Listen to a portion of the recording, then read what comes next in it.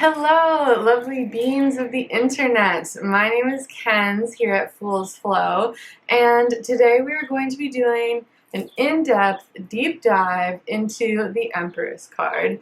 And so I would say that this is going to be more of an intermediate video just because of the level of detail and different layers we're going to be looking at.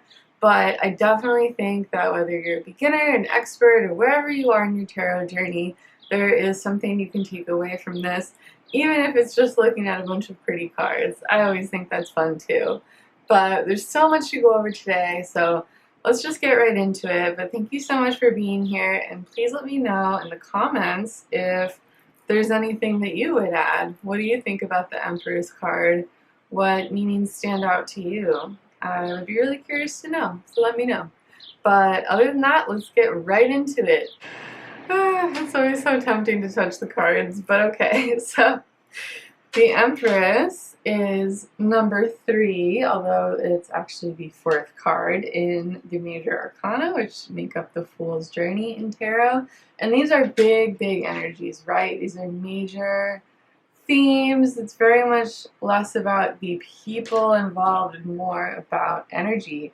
And so in this case, the Empress embodies divine feminine energy. And I did want to take a second to just acknowledge gender in this conversation. Like, I know that I'm non-binary, and I've had a resistance to this card for a long time because, you know, people can be very exclusive and it can be uncomfortable. But at the end of the day, the Empress is a gender-neutral energy, right? And divine feminine is beautiful for everyone, no matter what your gender is. And so for that reason, I actually wanted to take a minute to read a passage from one of the books of these Empress cards. In this case, it is from the Somatic Tarot, which is this card here, this Empress, or La Emperatrice. And I just love, love, love the write-up in this book. The whole book is amazing. The deck is amazing. I think, you know, tarot for a healing future, it really is such a modern take on the tarot. So healing. You know, there's been this increasing discourse about tarot being non-binary, and I really feel that in this deck. So can't say enough good things about it, but let me just read this passage about the femme and the divine feminine. So the key word for the Empress is divine feminine in this book. Makes sense. But the creator, Abigail Rose Clark, shout out to her, she writes, "We come from the ocean, salt water, womb water. We float before we stand. We carry oceans in our veins. The moon pulls on the ocean pulls the moonlight into her body. This is the power of femme. This is the Empress. The Empress is femme beyond the binary. Not femme in response to masculine, but femme like the ocean is femme, primordial and pulsing. La Emperatrice whispers of receiving by choice and determination without losing who we are in the receiving. The Empress sings of loving by choice and determination without losing who we are in the loving. We've been taught it's weak to receive, and better to bestow benevolence by giving, better to prove dominance by taking.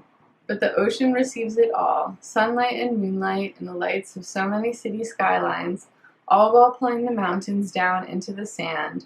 Is there a stronger force than the ocean? Is there a stronger force than to receive? We've been taught it's a perversion for the femme to want too much. We've been shown again and again that femme should receive only what others wish to give. Femmes are taught to ration out love, intimacy, desire, to use our gifts as bargaining chips in a game with no written agreements. With those poisoned lessons, the power of femme becomes twisted, used to attack and control. The pull becomes possessive.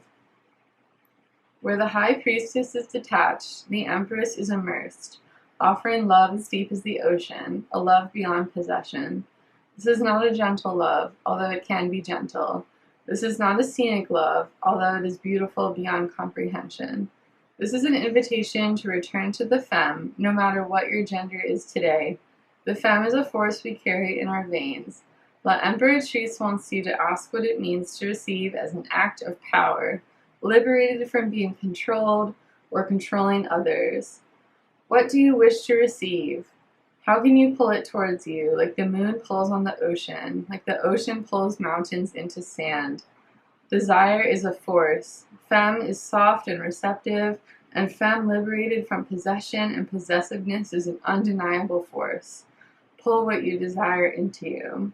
You are the Empress. Oh my gosh, that almost made me cry. Ooh, oh, I hope I wasn't pulling from it too much, but I just thought it was so beautiful and I really wanted to share. And if you watch this entire video, I just really want you to keep that in mind for the entirety of the video, because I think it's so important. And yeah, I just wish people talked about tarot that way more often. And if I had to pick something that's like what this channel is about, it would be a passage like that, a deck like that, because we are trying to transcend oppressive systems here. This is a channel for, if you see, should be somewhere on my channel, it's about individual and collective healing. And I think recognizing the power of divine feminine and not twisting it, and yeah, just celebrating femme everywhere all the time is really what this world needs more of. And so yes, femme is not a gender, the Empress is not a gender, but she is a receptive force. And, you know, there are contradictions in every card in tarot, and we're definitely going to talk about all of these themes more, because, you know, there's a certain, people will say, you know, the Empress receives. She doesn't chase anything, she just waits and she receives and she creates and is abundant. And there's sort of a passiveness implied some of the time, that like she just sort of effortlessly channels everything through her. But then there's also this like more active energy as well, where it's like she is manifesting, she is creating, she's actively shaping what her output is into the world. And so I obviously think it can be both at once. We're a very big fan of both and on this channel as well, so something to know. But if you look at these cards, you'll see that flowers are a very common theme for the Empress, you know, a symbol of femininity, obviously beauty.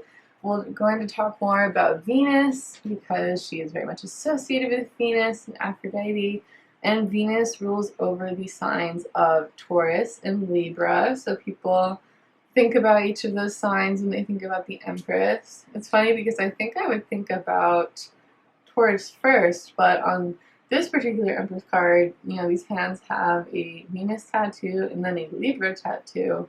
And maybe the flower is supposed to be Taurus, because Taurus is an earth sign, but we're going to talk more about the signs in a minute, and the moon as well. So moon is definitely a symbol of feminine energy. And again, we have this this theme of the tides and the pull and the power of that pulling. It's really, truly incredible. So, you know, we have a crown for this Empress here, as well as this one, and you know, some of them are holding staffs. I'm definitely going to link my Emperor deep dive video down below and put it in the cards as well.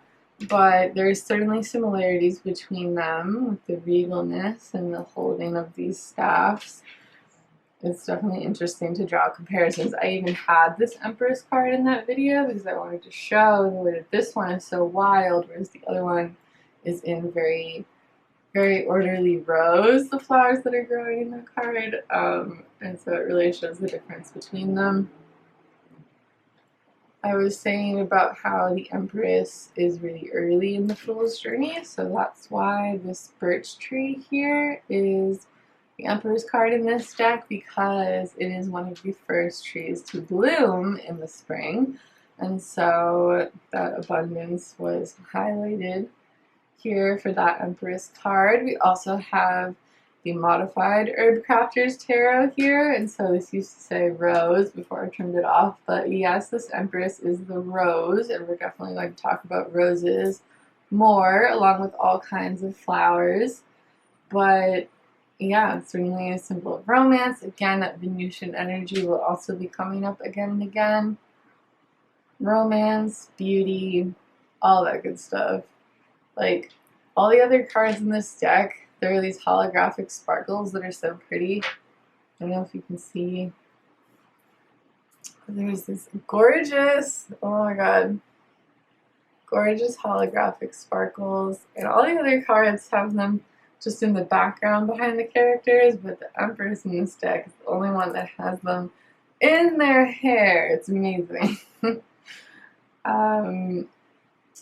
But yes, there's sort of this natural effortlessness to her. You know, we're going to talk about moon again. Trees are a big one, sort of family roots and ties and lineage. And does a tree try hard to do its thing? No.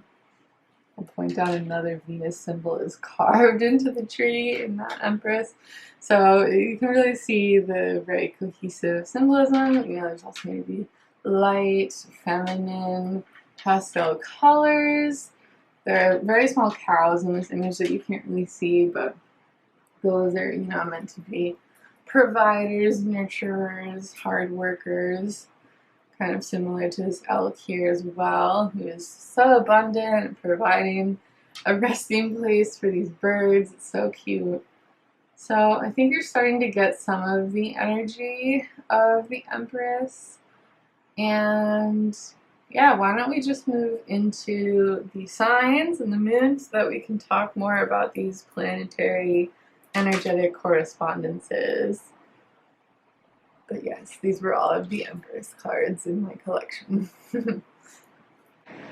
Okay, so here are some moons and some signs. Let's talk about it. So, you know, to address the elephant in the room, sacred cycles, obviously, people are going to tie the Empress and fertility and femininity to the moon cycles and to certain hormonal cycles within the body. But once again, the Empress does not have a gender, and so I'm not going to be focusing on that too thoroughly. But again, just highlighting that power of the moon and the ties of the moon to femininity in that way. But yeah, so I put out the Sun cards for both Taurus and Libra, and the Venus cards for Taurus and Libra, because I figured this will show the main personalities, being the sun signs, and then for Venus, we've been talking about Venus, so let's talk about this.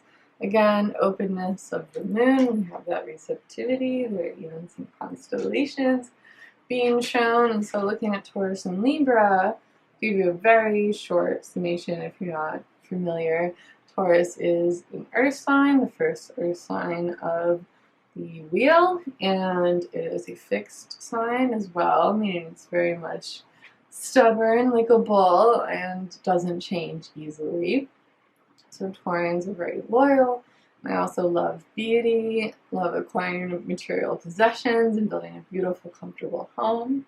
Again, we have acquisition right there as the sun sign keyword for Taurus. And then, interestingly enough, the Venus sign is romance, which a lot of people associate with Libra. So Libra is also ruled by Venus, and it manifests in a very different way, because Libra is an air sign. It's the second air sign in the wheel, and it's a cardinal sign, meaning bold personality, kind of a midpoint between fixed signs and then mutable signs is the third kind, and those are very much changeable. They are how they sound, pretty much.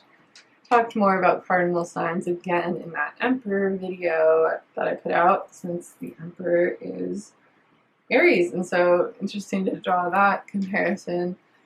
Every sign that's across the wheel from another sign sort of has echoes of that sign, and so Libra is the 7th, Aries is the 1st. They're both cardinal signs for that reason, and Libra definitely has some similarities to Aries in different ways.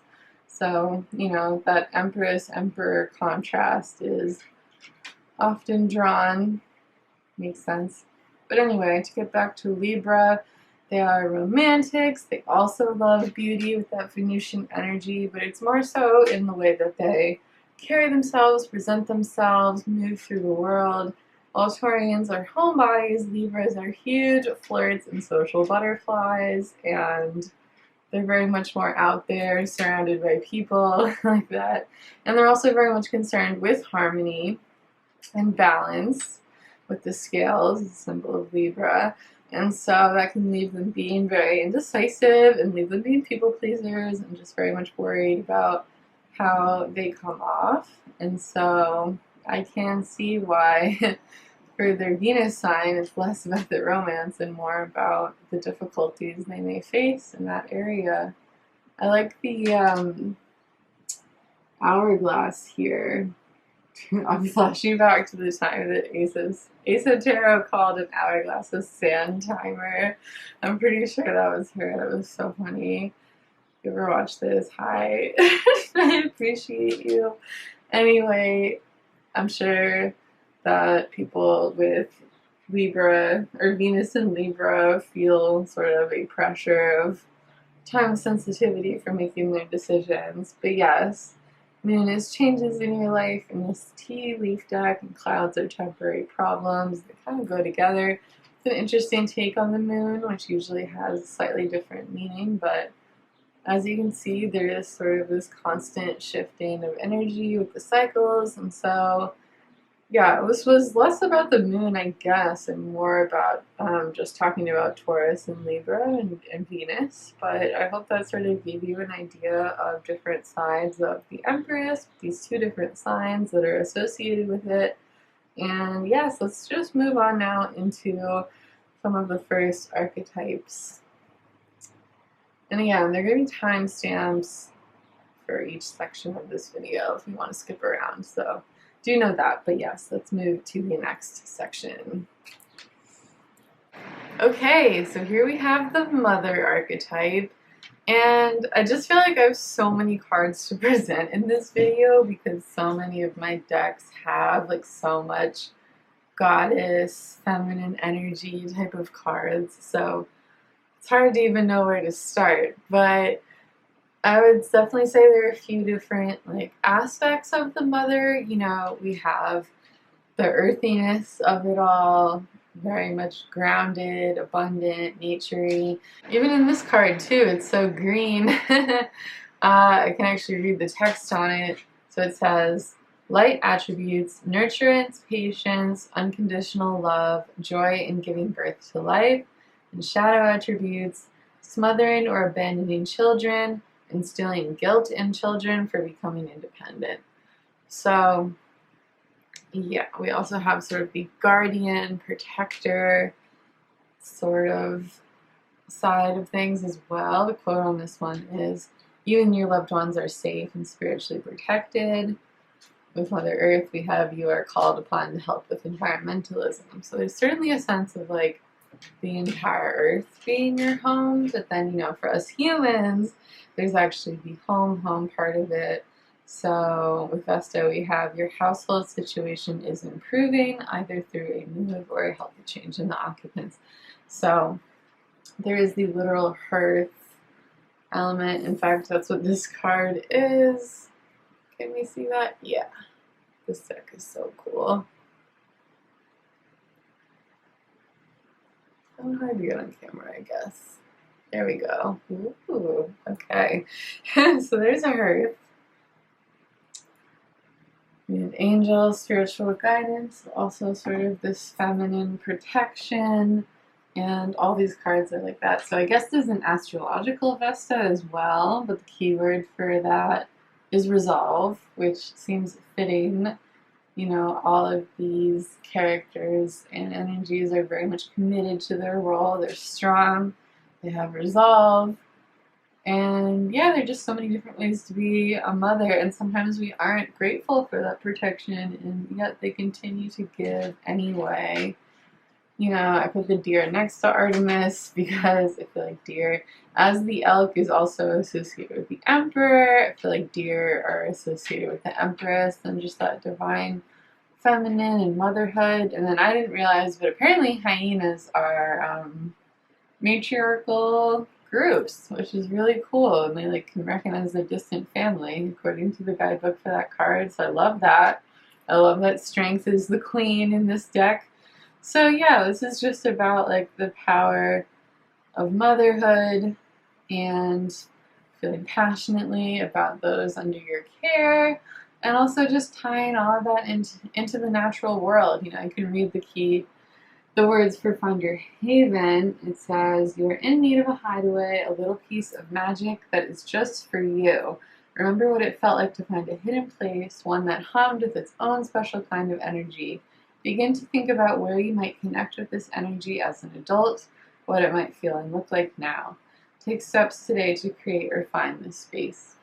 One last thing is touching on what the booklet says for motherwort. It can sort of calm a racing heart, and it's kind of this embracing but ultimately tough love that gives you the confidence you need to go out in the world. So I feel like that's like beautiful thing about doing a good job as a mother or a guardian is like giving your young that confidence so that they're so nurtured by you when you're around that they feel confident to go out into the world and carry that sense of protection with them so that you don't need to smother them.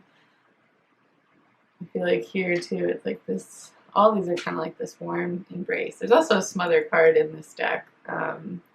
So, you know, really, some in the shadow of the mother, we really put the mother in smother, if you will. Anyway, I feel like it's time to move on. So let's go to the next section. But yes, I feel like mother had to come first. It's such a big part of the Empress energy overall. Okay, so, you know, there really is no rhyme or reason to how I lay these out. I mean, like a little bit. I try to make it balanced and sort of put some of the themes together. But anyway, this is where the spreads start to get larger and larger because there really are so many relevant cards. So let's talk about it. I wanted to bring out sort of the love side of things. Like, the Empress isn't the lover's card, but she is a lover. She is a giver of love, a receiver of love. You know, that divine feminine, that Aphrodite energy. What else is there to say, really? There's just a lot of love involved. So we have Mary Magdalene, you know, love yourself and others, and in every situation, no matter what the outward appearance may be. We have empathy, love, compassion, passion, love grows love. Really just all this different love. You know, we have the deer, bring a gentle touch, along with lamb, also so gentle, vulnerable, sharing tenderness and affection. Yin energy is very important to talk about. This is the modified wisdom of the Oracle deck. Yin energy, you know, it's the energy of sort of receiving and creating. Yin energy, you know, it's that receptivity that we're just going to be talking about over and over again. But again, we're back at that pastel imagery. We're back with roses. Rose Valley here has go forth with a soft and open heart, love, feminine energy, and vulnerability. All of these words are here. We have loyal heart and soulmates with this twinning and birds. And I put kiwi right next to it because in the guidebook for this, it's so funny. It says that the kiwi lays an egg that's like, I don't know, like basically the same size as its entire body, which is like an act of ultimate like commitment and devotion. So I thought that was pretty beautiful. And wisteria, it's funny, it makes me think of Demon Slayer, and because it is a protective force from like demons can't go through wisteria, which I've always loved that flower so much. So I just thought that was really interesting, but it's very much a positive card in this deck as well. But yeah, you'll just see so much like pinkness and flowers. Even the ring here has flowers. The marriage will take place either romantic or business, and then rose, of course, is romance. And even the connect to heart here has the same sort of twinning. Even the love card here has like the twinning of the hands. So, you know, even this sort of has a symmetry to it. Like, yeah, the scallop and clam. I think scallop is going to come up in another card, but even the Venus symbol is here. Well, it is the Venus card, so. And what crystal is it but rose quartz, of course, which there's a decent amount of it on this table, of course, had to put that in there. But yes, the Empress is a lover through and through. You know, love is such a key energy in our universe, and I don't think the Empress would be as powerful of an energy if love wasn't involved. And I can read the attributes for the femme fatale archetype. I don't know if that was necessarily spot on with this, but I just wanted to include it. So it says, light attributes highlights the erotic energy of the feminine, opens your heart when dependency is rejected, and shadow attributes inappropriate use of sensuality, attachment to money, and to power. And we're definitely going to be talking more about both like the sensual aspects, very much Taurian, but also Libra related too, of the Empress, and same with the sort of material aspects as well. It's going to be a theme throughout this. But yes, the Empress is a lover. She channels love. She has an open heart. They have an open heart, whatever their pronouns are. There's literally a heart here, like so just unafraid to be pierced with an arrow. It's making me think back to Artemis in the most recent spread. And just like, look at these little babies. They need protection. The white swan here, the power of divine grace is within you. So yeah, grace would be another keyword as well.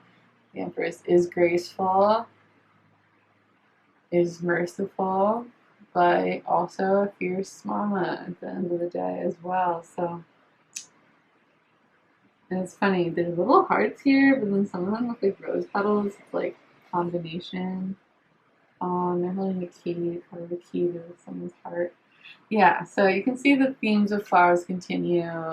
Yeah, so I think we're ready to move on. Oh yeah, just that affection here happens to be aligned with Taurus, which was fitting. Oh, and love is associated with Libra in this deck as well. So there you go. 2 of the 3 cards from that deck I wanted to put in this spread are very much on theme. Okay, so I am not currently monetized on YouTube. Shout out to you if you're watching later on when I am speaking that into existence now. But yes, this one is not very safe for work. So again, touching on some of that sensuality as well, just sort of the pleasure-seeking side of things. So we have the Hedonist archetype. And I'll read the light and shadow attributes. So the light we have inspires creative energy to embrace the good things in life, celebrates the beauty in yourself.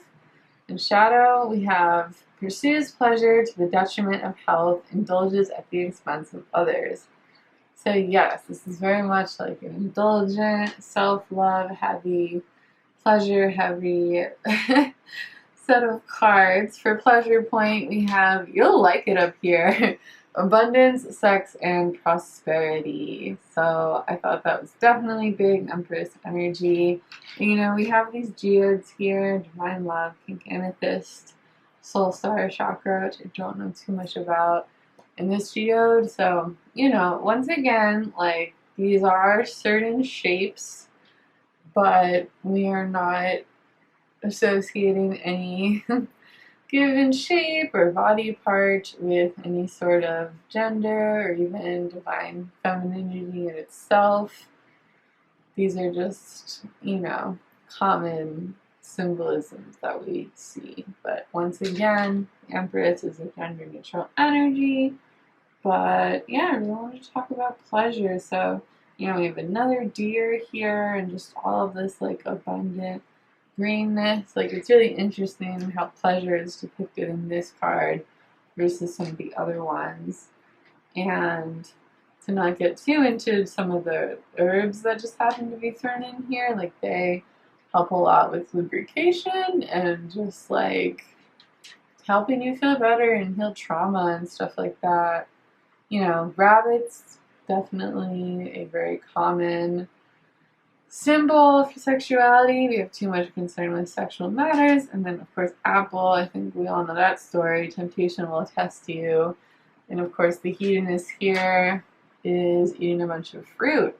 And it's interesting that we have so many birds. This, of course, is a crow deck, but, you know, we have delight with a bird here, which are little birds. We have self-love, the peacock, and then there are even birds on the dress that this hedonist is wearing. So, very interesting. Also, the self-love, or the pleasure person has flower tattoos. The beauty ritual person is wearing a flower crown, more flower tattoos. Crystals, that's very nice. So I think you can see how the energy kind of repeats. You know, I would say too, like circles are relevant. There are also roses on the sacred sexuality card, but yeah, like sort of the circle really encompasses. It looks like there's one here, and again, just like in general, a lot of round shapes. It really is thematically relevant to the divine feminine and just sort of this energy of creation, and of course like the womb. I feel like I don't need to get too into this one. I feel like it kind of speaks for itself, but you know, we're not talking about the Empress or Mother in just terms of like this stuffy, regal, not that it, you know, regal can't go along with this, but it's just easy to write them off, I guess, potentially as like old, or I don't know, so busy with giving to others that they're not giving to themselves. They're indulging on their own, but that's very much not the case. The Empress is like flowing, radiating with pleasure all the time, and like it's not about just giving endlessly. You have to look out for your own self-interest as well, even if some people would label you selfish sometimes. Too bad for them. You gotta do you. To a reasonable amount, of course, but that's pretty much that. So we can move on to the next part, but, you know, I had to conclude this. It would be, like, weird if I didn't. I don't know. I had a weird amount of cards for it, too. So there you go for pleasure and hedonism. Oh my goodness, y'all. The way this one just has me so excited. I don't even know. But this is kind of a lot of things at once, and again, everything in this video, and probably all of my deep dive videos, it's like all the energies are constantly blending. There'll be a lot of repetition, but yeah, let's just talk about it. So this is the goddess archetype in part. With light attributes, we have the feminine expressed through wisdom, nature, life force, and sensuality. For shadow, we have exploitation of the female nature and form. And then sort of we have all these different aspects, but the main idea here, y'all, is surrendering. Letting go of expectations and control. Being tranquil. Being in flow. Stillness. Standstill. Relaxation. Taking it easy and healing through rest. Repopulating. Watching and waiting. This surrender says letting go of the darkness.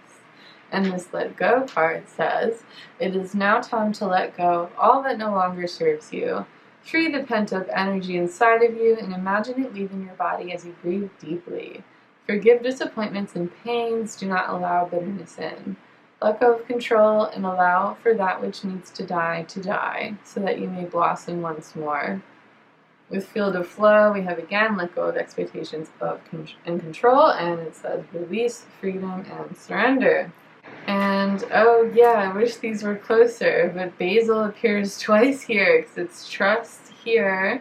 And then, like, can you even believe these two swans? And if you remember, we already had swan earlier on. I should just bring it back, huh? She's back, y'all. I don't know quite where to put it, but oh my goodness. It's funny how that works out. But yes, basil's very much relevant, as I love that violets are tranquility, and just like all of the colors in this. Oh my gosh. We have the moon energy, of course, helping with that regeneration. We have relaxation, rest, and pause. All of that here.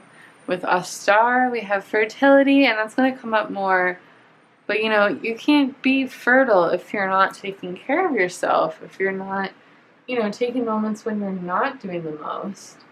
Once again, we have rabbits here.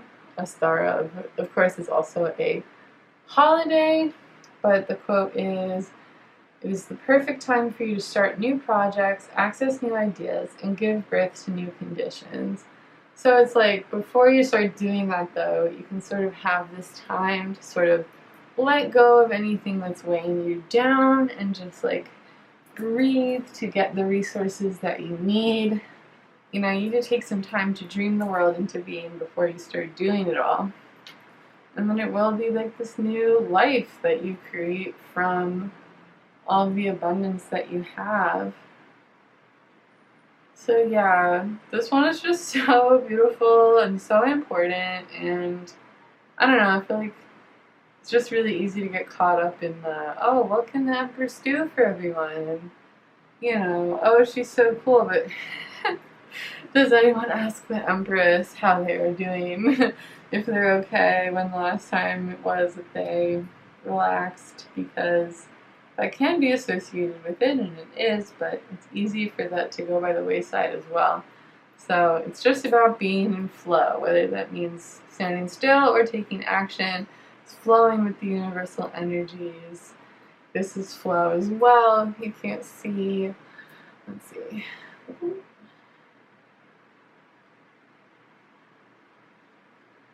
There we go. Yes, so I love this one. Very, very important. But now that we've talked about unblocking that and letting it flow, we can move on to the next section.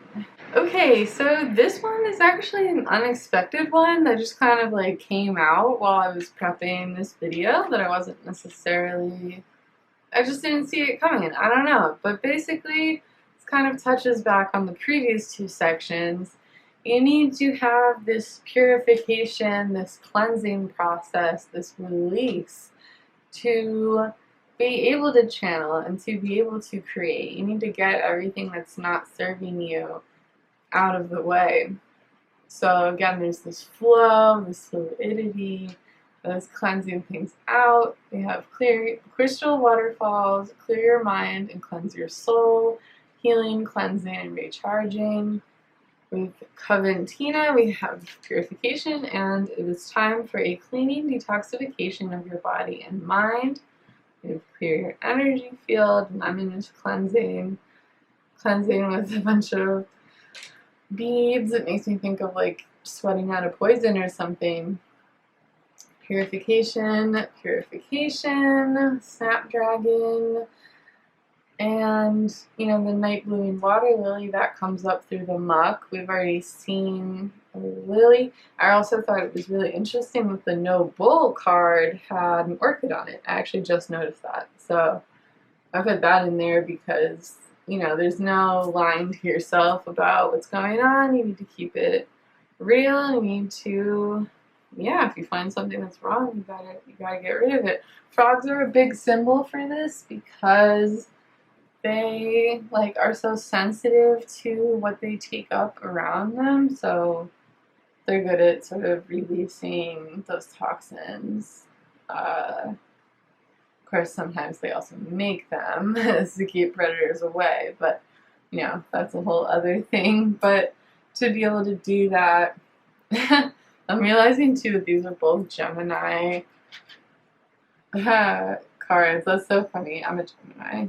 I'm filming this during Gemini season. Very much immutable energy, like I was talking about during the moon section. But anyway, Clary Sage, Clary Sage is kind of tying things back to pleasure on top of the fertility here, because it actually sort of can be very much like calming and soothing and can help with intimacy, apparently. I've really learned a lot with this Dirt Gems deck, and of course I will be putting all of the deck names in the description, so just check that if you're curious about them. But yeah, maybe this is where I feel like it's kind of intermediate, because you wouldn't necessarily like think about this with the Empress, but I feel like a really important part of like Goddess, Mother, Empress energy is the ability to purify, clarify, cleanse, and just get out any nonsense that doesn't need to be there. Ideally, if you're really good at your job of being a guardian. Obviously, for us humans, things get complicated sometimes, but ideally that's how it would be. Once again, the moon shows up in one of these cards, so not a coincidence. Same with the scallop here. Pretty sure that's what that is. There you go. So, yeah, that's pretty much all I have for this one, but I'm glad that we have it in here because it's an important consideration. There's also rain happening, so all this water, very cleansing. You get the idea.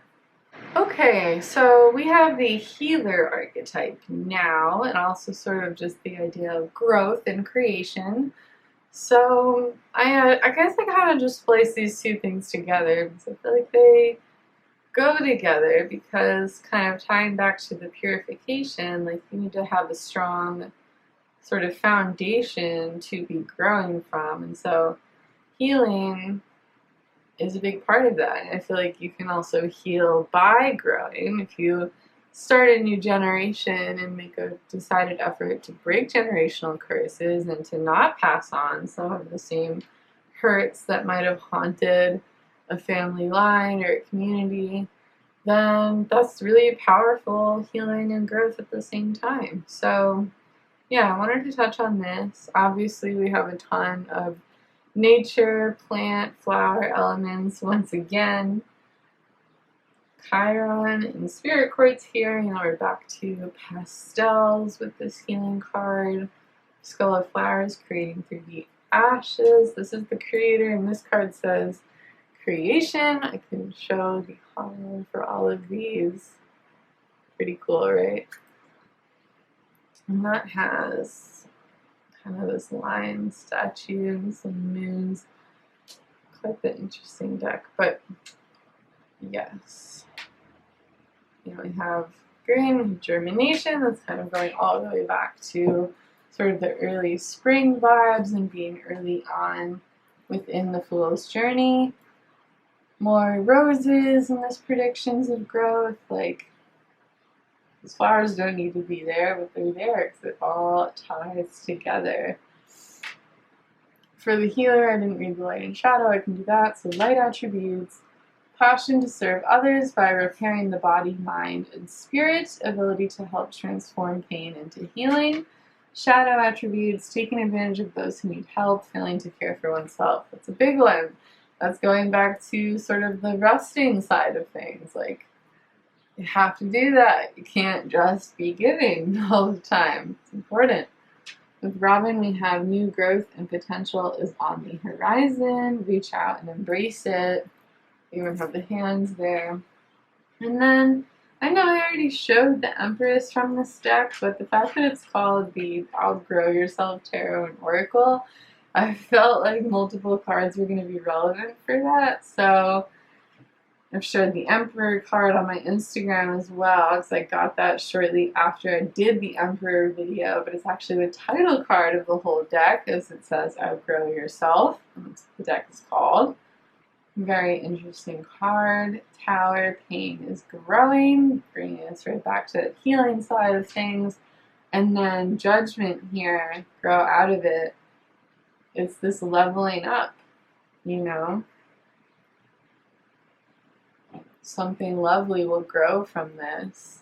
And I don't know, I guess with goddess energy, with Empress energy, there can be kind of this like this attitude of, oh, like nothing happens to them, they're untouchable, they're just so graceful and beautiful and talented that like things don't happen to them, or they're so busy giving and providing that like they don't have their own problems. But it's like, no, of course they do. Like, what? It's so much more complicated than that, and it's not something that should be overlooked. We need to honor what the providers, the feminines, whatever you want to label people as, those members of communities, families, groups, need to be celebrated and need their own healing time, their own self-care time, They are not just machines of creation or just channels for energy to flow through. They're people and complex beings that do absolutely divine and sacred work for this world every single day, that are in alignment with so many of the natural energies of this world and how things are. They need their own care and their own time out. So this is where, again, things are just totally tied together throughout these sections, but I hope you can see the connections here. It's like weaving vines through everything. I love it. For Evening Primrose, this is in here because it's sort of this comforting force if you feel rejected or alienated and really just sensitive. It's also associated with nighttime, obviously, so there we have Miss Moon again. But yeah, it's another like lubricating, sweet, neutralizing, and cooling plant. And yeah, they allow your tissues to relax. So yeah, it kind of just lets you take a deep breath and exhale. It's nurturing, especially those who have given birth. Yeah, that's really thematic as well.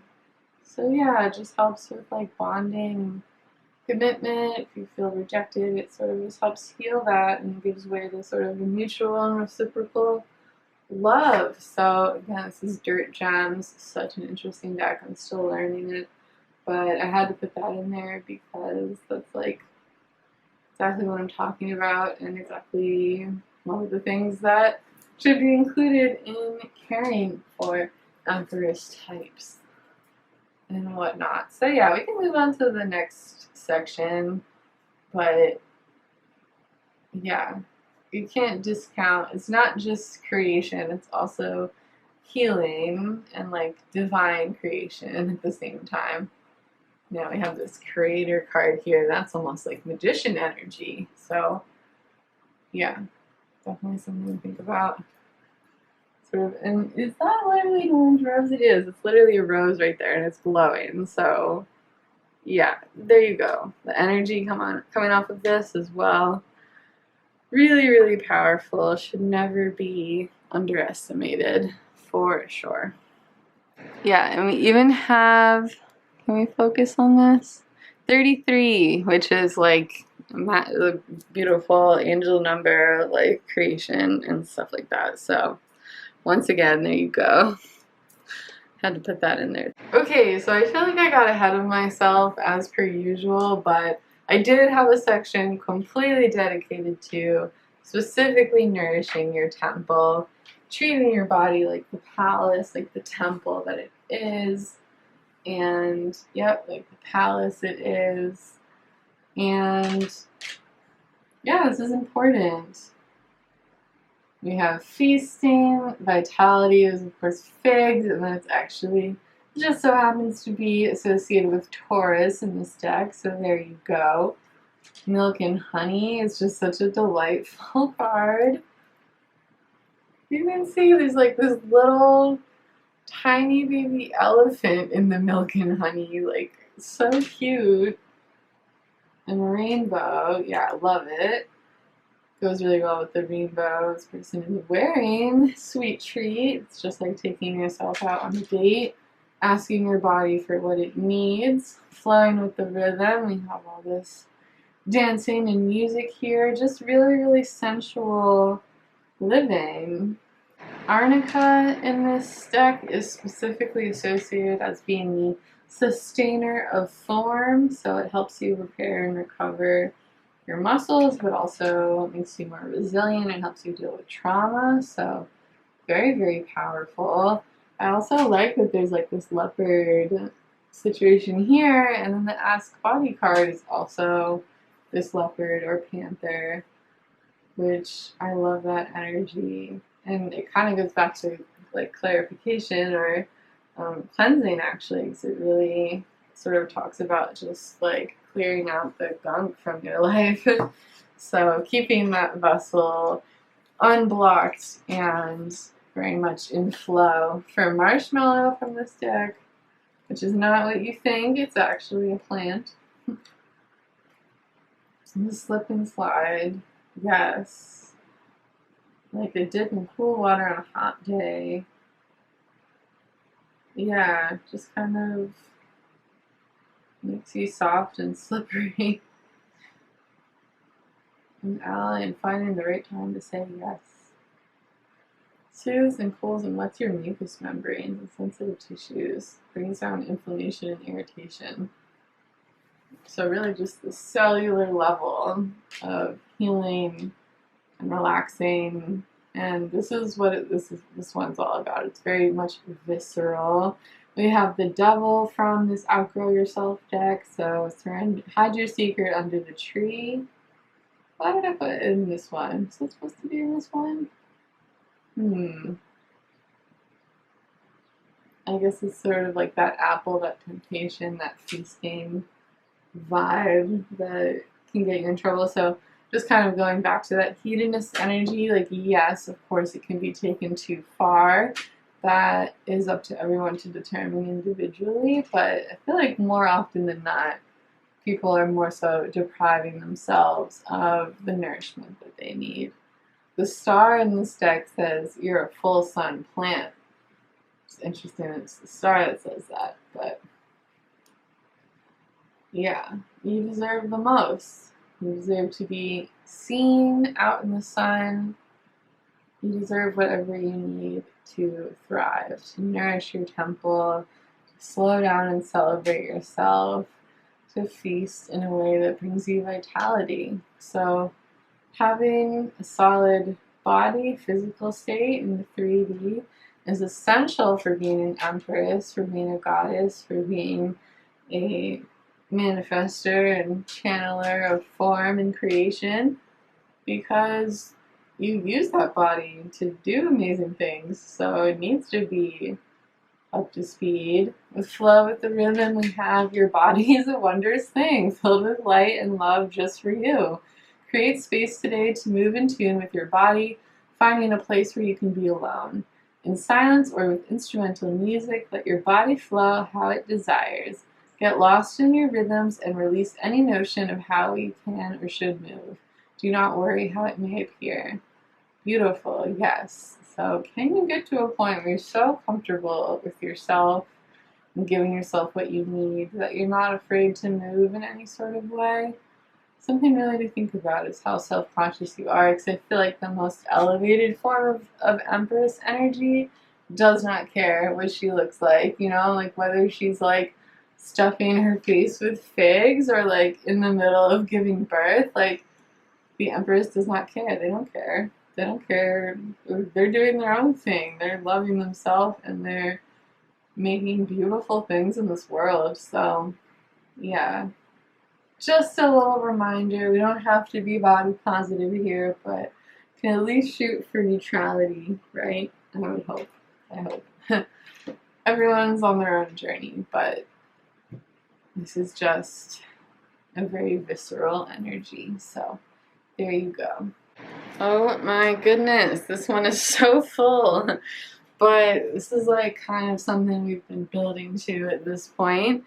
The earthiness of it all, like come on now. So we have Earth Mother, Earth Element, we have what I've been touching on with trees being associated with our ancestors, our family lines.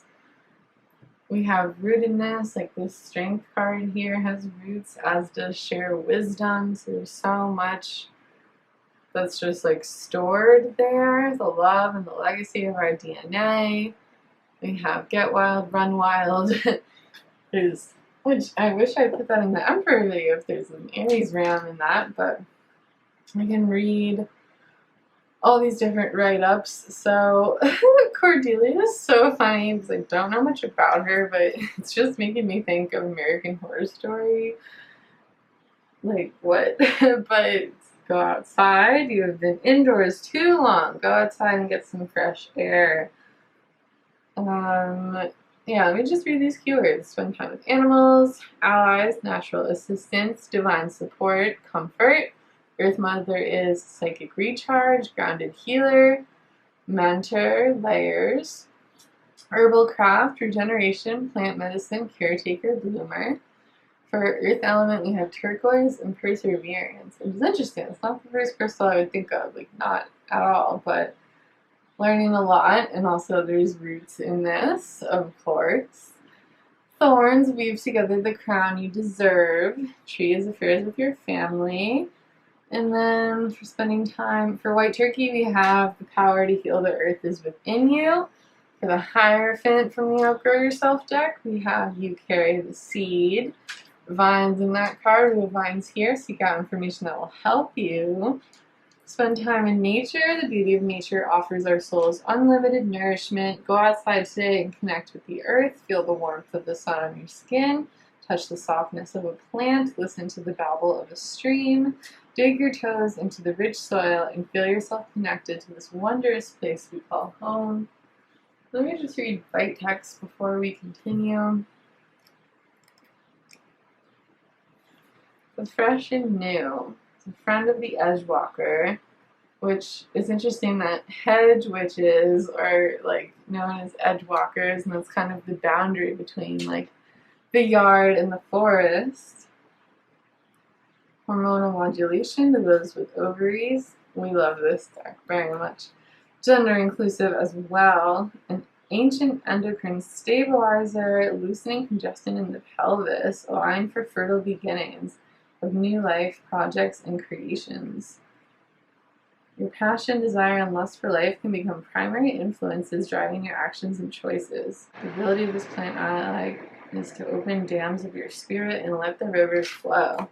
So yeah, there's that flow element of things. Once again, aromatherapy, nature. We have run wild. It is time, which that's what made me think of it in the first place. The babble of the stream. Yeah, and digging yourself into the rich soil. So with Run Wild, we have it is time to give into the wild, childlike nature that resides in all of us.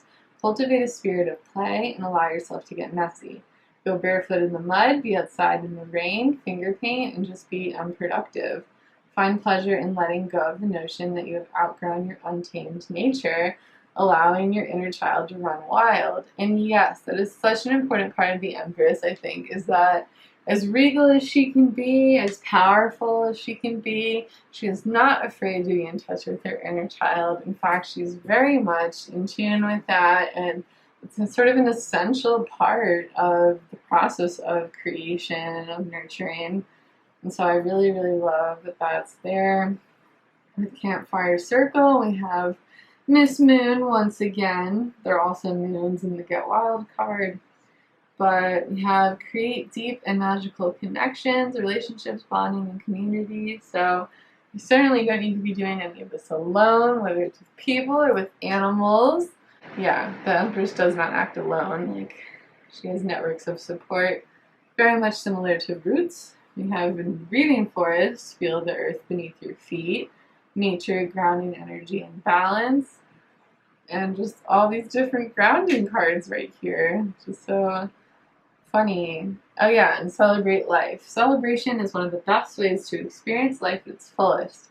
Cultivate an air of celebration this week through action and spirit. Create places that encourage play, laughter, and having fun. Invite others to join with you and take pleasure in their company. Savor the simple beauty that good food and good friends can bring. And if you remember, there's a dancing card in this deck that was in the previous spread. Excuse my yawn, sorry about that.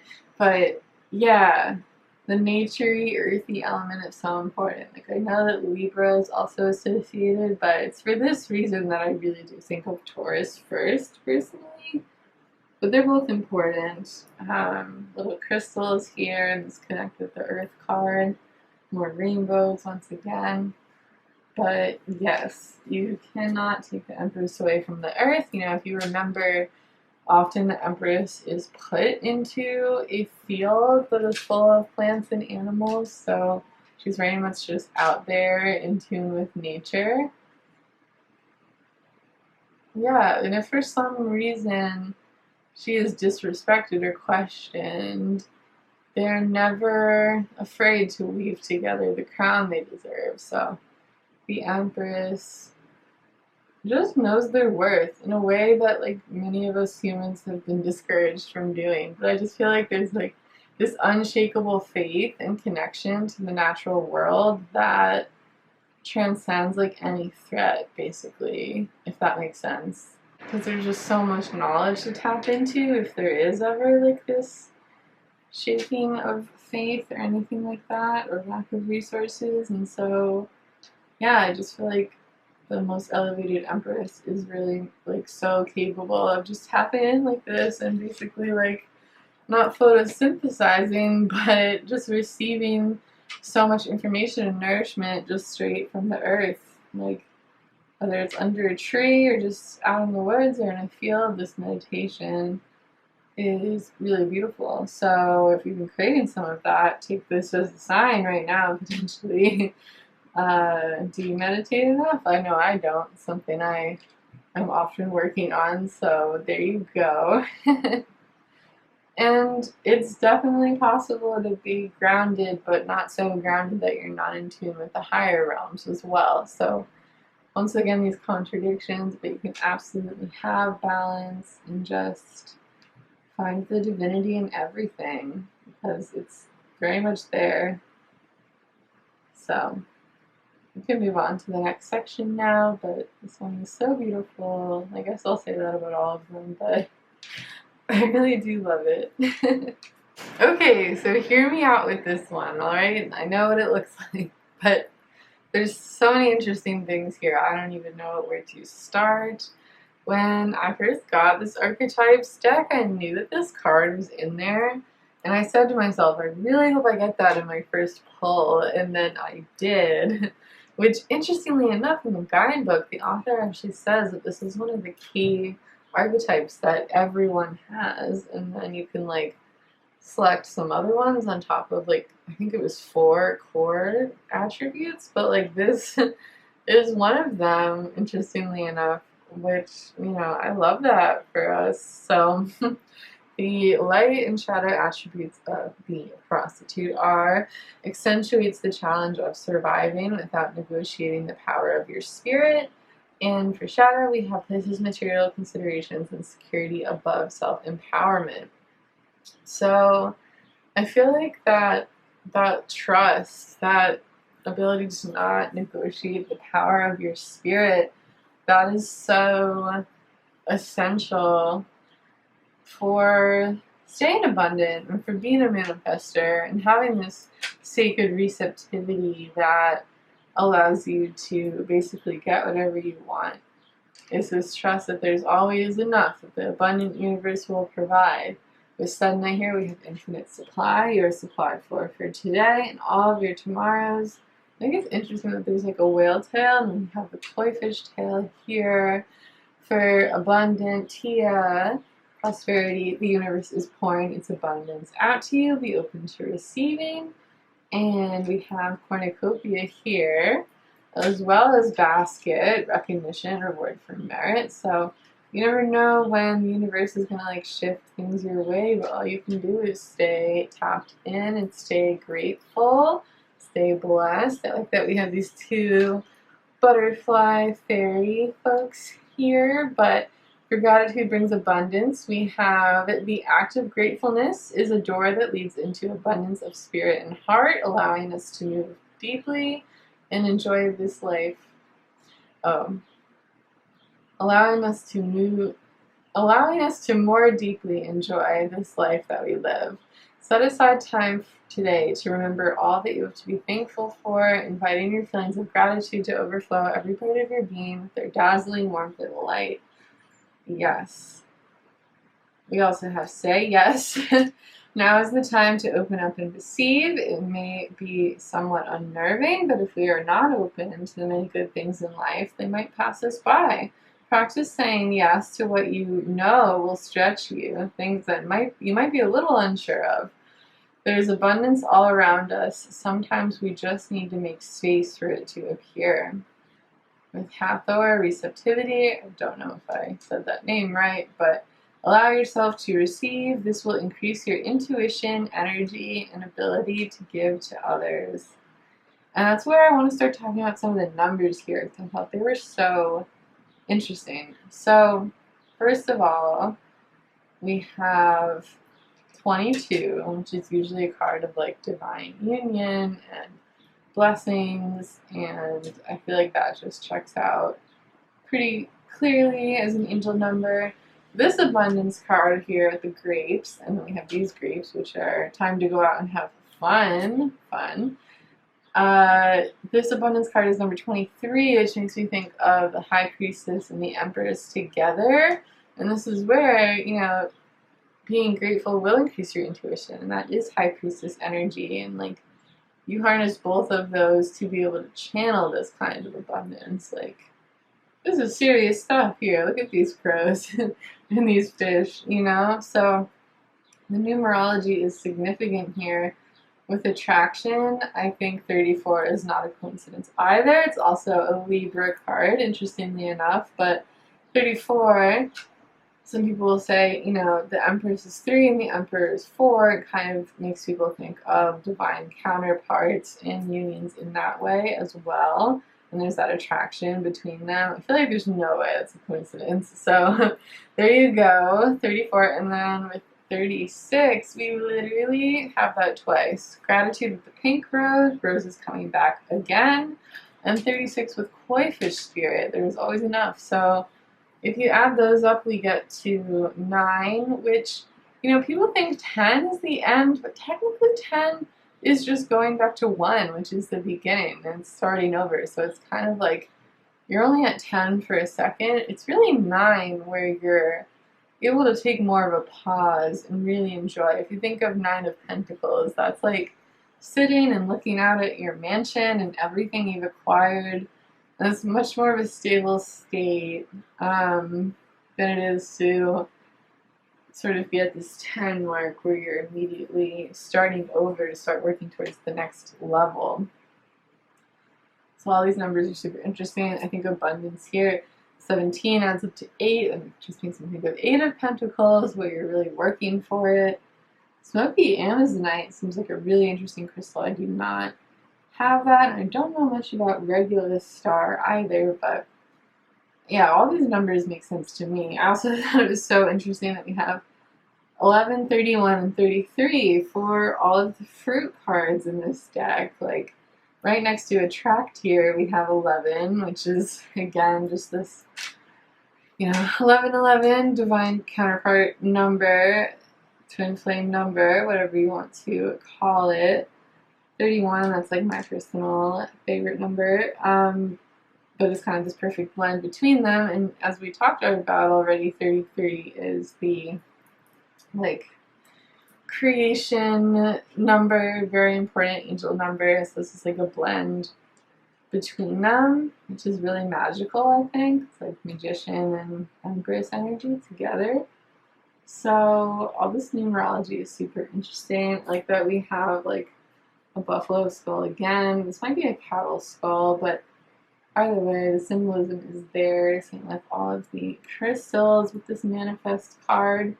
And so that's where it's kind of a combination of, you know, you can be thriving and just chilling and the abundance will come, and you can also say what you want, not just say yes and receive, but also while you're taking your time to be grateful and blessed, say, this is what I would like to create, this is what I would like to channel. It's really, really powerful, but that faith that you will receive in the perfect form, it's so important. Where were we just talking about faith again? Right. The challenge of surviving without negotiating the power of your spirit. It honestly makes me think of people who try to do their side hustle as their full hustle. Like, all the artists and creatives out there, shout out to you right now, because it is so challenging and takes so much courage and dedication, and like that is what we're talking about. Like, you can't just, I mean, you can take a huge leap of faith. You know, you want to take calculated risks, but the universe will be there for you if you're willing to put that work in. So it's really just incredible what we are all capable of, and It's that much easier to do that when we tap into the Empress energy. In full, we have plenty of material things, if I didn't already read that. So along with flowers, fruits are very much a symbol of abundance and something you could associate with the Empress. If you remember going back to the sort of nourishment section, we have that feast and those figs, that kind of thing. But yeah, get money, get those coins, get the bag, whole basket of goods. That prosperity is there and it's accessible.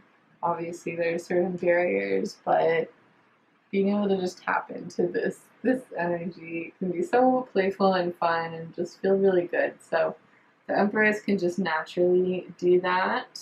Very impressive. But yeah, I think we can move on to the next section now.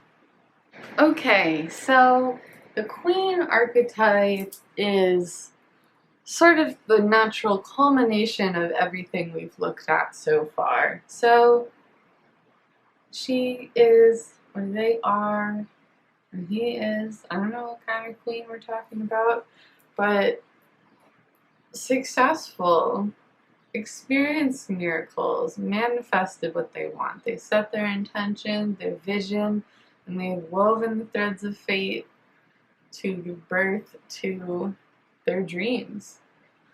They get back what they put into the universe. They do the soul work that they're called to, plant with their fertile soil, and they get sweet results. And they're sovereign beings. I feel like that phrase is like triggering now, but let's talk more about all these cards. So for the Queen, the light attributes are: radiates the regal feminine, uses her benevolent authority to protect others. Shadow attributes: becomes arrogant when authority is challenged, controlling and demanding. So yeah, this is more of that regal femininity that I was talking about versus more of that like raw and natural femininity, but like, you know, they constantly are shifting around together. I like this like Wheel of Fortune. This is grow anything.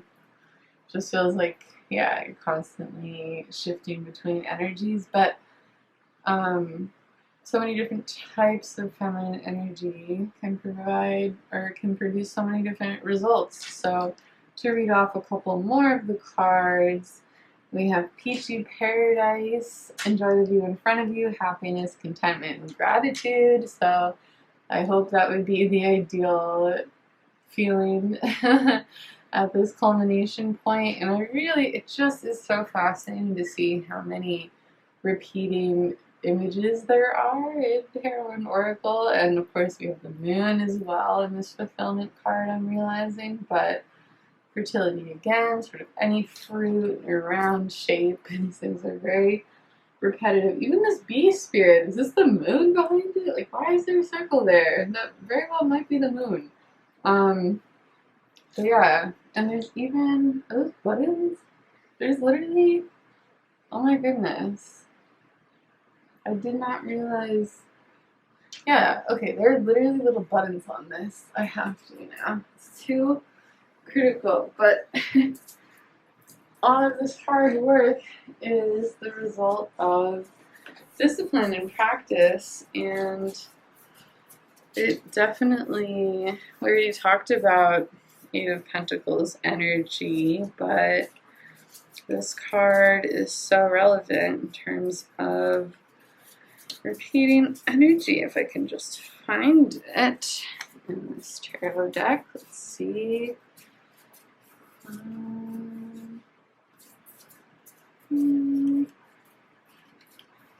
Where is it?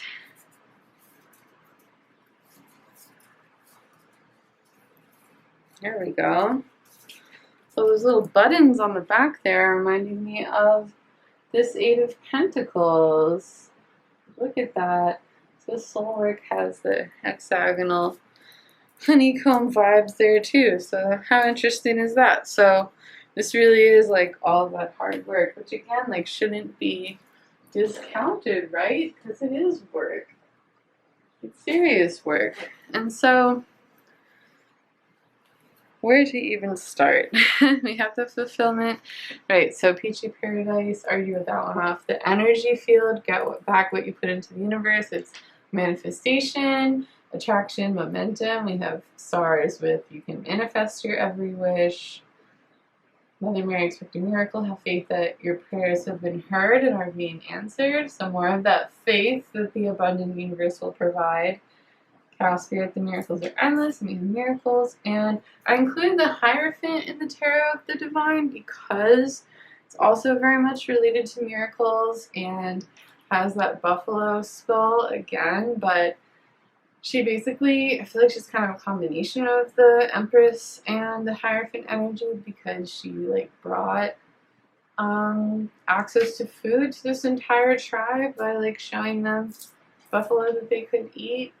So she was both like a religious leader because it was a very spiritual experience, but also just gives me Empress energy. And that's why I love how like every tarot deck is so unique and different. But we also have vision here, back to more bird imagery with the eagle. I can show. There we go. So cool. Love that deck. Empyrean. And we have multiple eggs because eggs, I feel like we already talked about that with the Kiwi card, but you know, it's such a clear output. And the Threads of Fate, the Weaver card and the Fate card are actually companions, so it's cool to have them together here. I feel like this Fate egg is very much like the Cosmic egg, so it's interesting that those are together. And then success assured with good plans and hard work, so very much on theme because we have success here as well with Peppermint. And what do you know? It's associated with Libra, once again coming up. With Dream Meadow, create the world you want to live in, visionaries, imagination, and escapism. So again, vision and intention. Moss Agate is the card for intention in the heart chakra, so super, super relevant. I'm actually wearing some. I love Moss Agate. It's so pretty and so relevant to Empress energy. It's cool that all those go together because it's so earthy, and who knew how intentional it would be. And then of course the color green and pink, both of those colors are associated with the heart chakra, and that just takes us back to all of the love energy. I'll read off live intentionally as well. So today, be mindful of your routines and rituals, ones that are purposeful and ones that are unconscious, creating space to practice discipline in these areas. At bedtime each night, plan one small action for the next day. There's also a good practice to pause throughout your day and ask yourself that you can live intentionally right now. And we have the rainbow again, just like in the Miracles card, but it really just, again, goes back to all of this steady work in progress, you know. I think there is that element of the Empress where it is so wild and free and just like comes together because it is so abundant, but you can't discount hard work and some amount of planning and some amount of sort of discipline and like regimented efforts and whatnot. So again, contradictions and balance. We have 33 again. I feel like that cannot be coincidence. Even a pentacle here, like come on now, with the wholeness. It's so cool. We have these pentacles here. All of, you know, that's the earth element in tarot. It's about material things. Salamander, Ouroboros, creative work, infinite wisdom, alchemy. So again, that circular energy. The Ouroboros is the snake eating its own tail. We have the moon again. With Finch, we have new opportunities and choices are opening to you. Claim them. And with Pheasant, we have the time is right for creation and connection. Focus your attention in these areas. And for Sylphs, we have peace, agent of change, impact, importance. I like that. Like some people have like tattoos like that. But yeah, I mean, Empress energy is not to be discounted. She's very, very influential. Like Mother Mary, huge figure. naturally. I love these crowns because there's that sovereign energy. Miracles are endless and your potential is endless. Like, I just love the way those match up because it's so true. I once again have a 9. Any other interesting numbers? 29 simplifies to 11. 1, 1. That's pretty much it. But let me read Iris, which is 21. High Priestess and Magician energy. Although 21 adds up to 3. So there you have the Empress energy again. Iris, the Radiant Renewer. Iris is a queen, elegant and complex. Iris enraptures and enchants. Knows the secrets of our webs and nests and can converse in their hidden language. Builds you a castle, strong, reinforced, and standing tall. You'll move your lymph, increase enzyme production, aid your liver, and remove waste from the body. Shores up our edges, secures our boundaries, and makes sure that we are able to thrive. So very protective, again, like that fierce, protective, maternal energy or guardian energy. Iris is iridescent, Iris shines, and so do you. If you feel the dulling edge of monotony in your life, the mundane is bending your shoulders or hovering your step, Iris will bring you back to the magic of the world, guide you through the beauty around you, down a path of radiating color and light. Lay yourself in green grass, go back to the nature section, and find the glowing eroticism of Iris. So sensual. Acts as a bridge between human life and the rest of the natural world. If you find yourself too long indoors, too enmeshed in the mechanical world, find your release with Iris. It compels us to create and helps us be artists. So step outside, find the moisture in the spring and lushness that accompanies Iris, and place yourself in front of them. Let the artistry in your heart run wild. Let your luminous, lustful self come forward and lead from desire. Iris is a queen, so are you.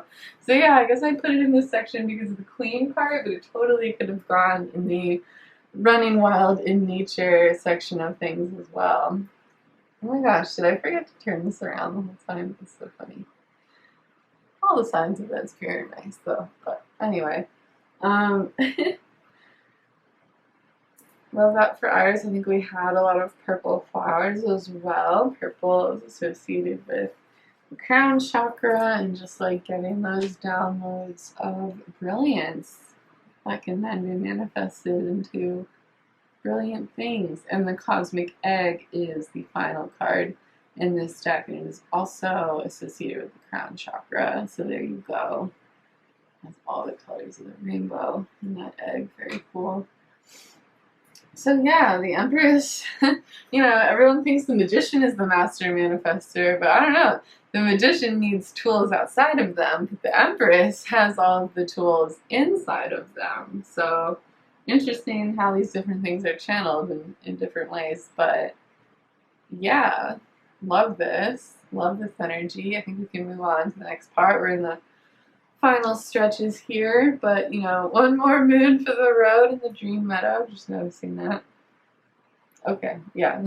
Let's move on now. Okay, so more of that fascinating repeating imagery once again with gateway and portal and soul's window. This card says portal. Very cool.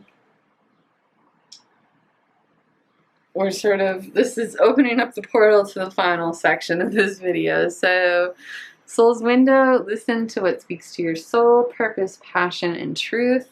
And portal, a new door is opening, beginnings, opportunities, and adventure.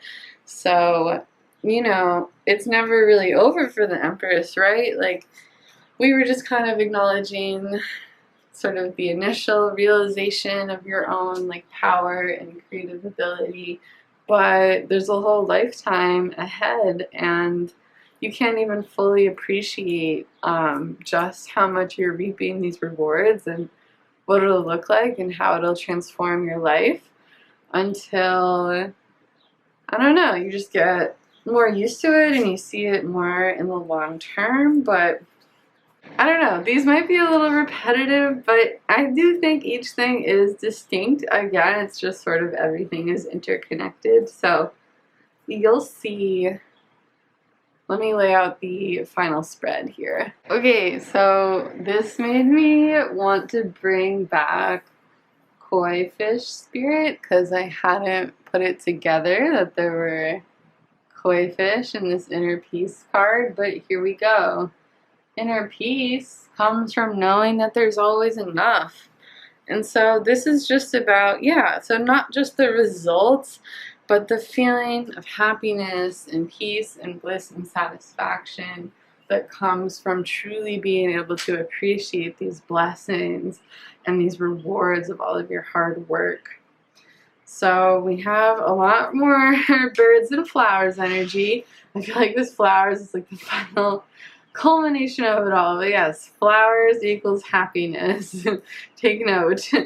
And a very similar bird here in this bluebird, you are being gifted with blessings of happiness and peace. So we have, I'm not going to pull all the cards ever, but there is a play card with dolphins on it. So dolphins are definitely associated with happiness and sort of just that like being present and living in the moment kind of vibes.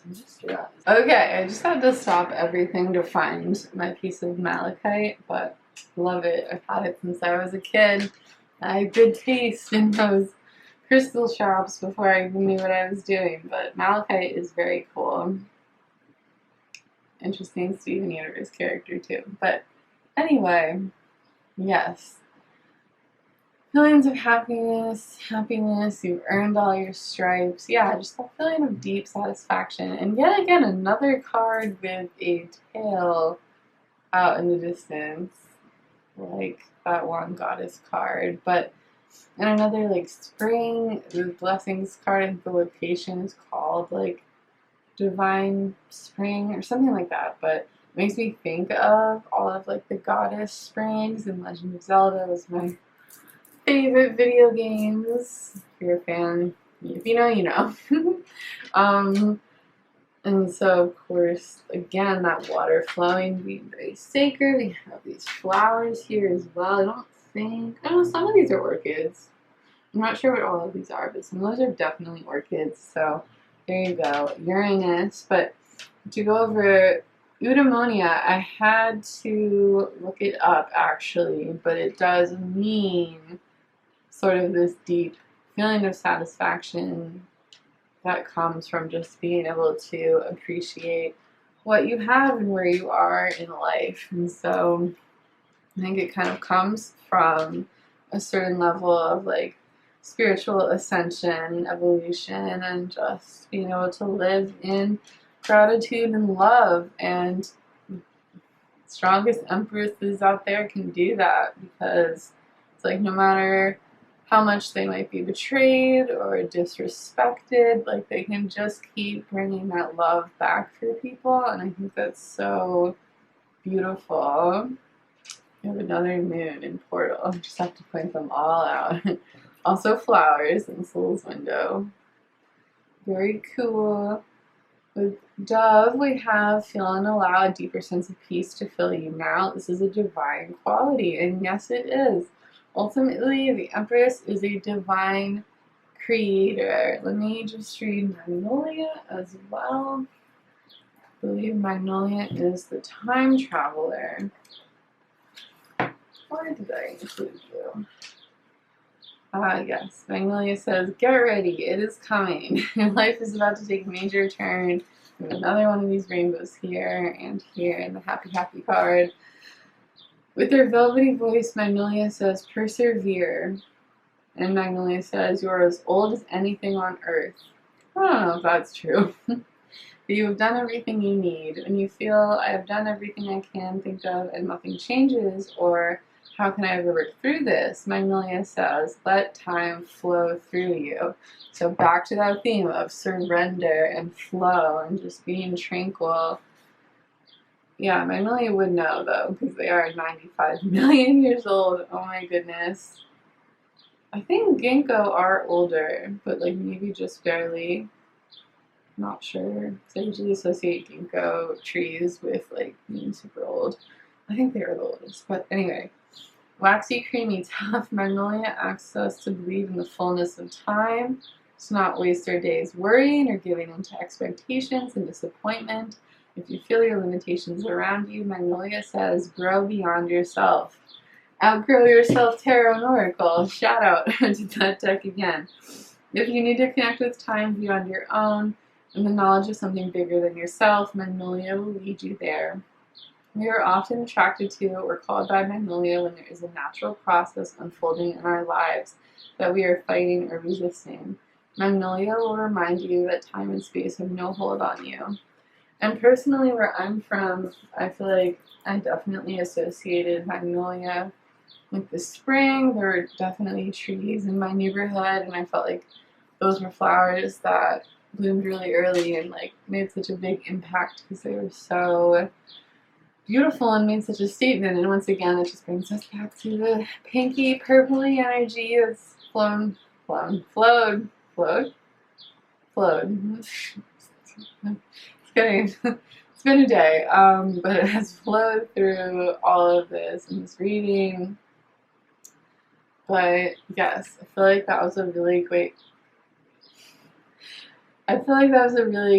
way to round things off because what kind of beads are those? Do you wonder? It looks like it's just planets lined up. It's just Saturn in there. But anyway, I feel like that was a great way to round things off because that's where I was trying to go with all of this, is that if you really want to live in Empress energy and understand it deeply, it involves a deep-rooted sense of spirituality and being very much tapped into nature. It's really profound, and honestly, if you're still here, thank you for sticking around this long. And I have to say, I'm really glad that I did this video, of course, because if you learned anything, then that's a huge win, and I'm so happy. But also because it made me appreciate the Empress more.